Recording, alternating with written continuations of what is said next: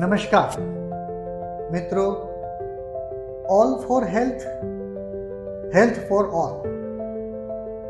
Prevention is better than cure.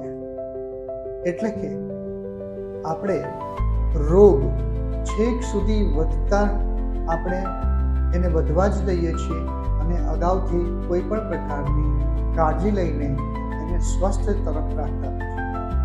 તો આજકાલ જે કિડની ફેલરની બીમારી છે એ પણ ધીરે ધીરે જે રીતે પહેલાં કિડનીમાં પથરી, કિડનીમાં ઇન્ફેક્શન, સોજા આવી જવા, બ્લડ પ્રેશર વધી જવું અને અતિશય થાક, શ્વાસ ચડવો, આ બધી જ તકલીફો થાય છે.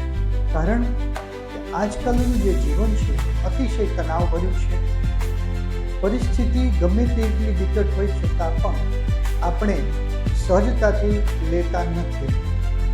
કિડની ફેલર માટે આજકાલ ડાયાલિસિસથી લઈને ઘણી બધી સર્જરીની પ્રોસિજરો ચાલુ છે.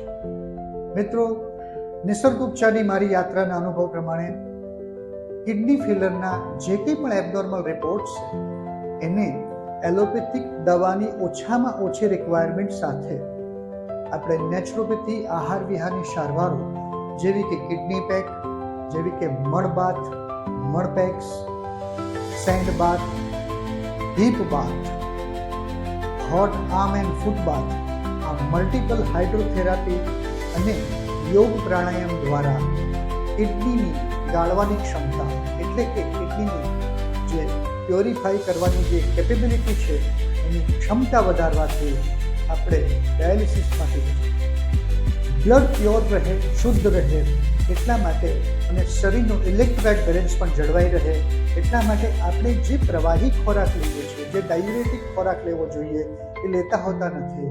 અને ઉપરાંત એલોપેથિક સિસ્ટમની વિચારધારા પ્રમાણે ત્યાં પાણી ઓછું કરવામાં આવે છે, પોટેશિયમવાળી બધી જ વસ્તુઓ બંધ કરવામાં આવે છે. એટલે આપણા શરીરમાં જે એસેન્શિયલ્સ ફ્રૂટ ઇલેક્ટ્રોલાઇટ્સથી લઈને જે કંઈ પણ આપણી સાથે ધાતુઓ હોવી જોઈએ એ કમજોર પડતી જાય છે અને ધીરે ધીરે એક ડાયાલિસિસ, 2 ડાયાલિસિસ, 3 ડાયાલિસિસથી ધીરે કિડની ટ્રાન્સપ્લાન્ટેશન સુધી પહોંચે છે.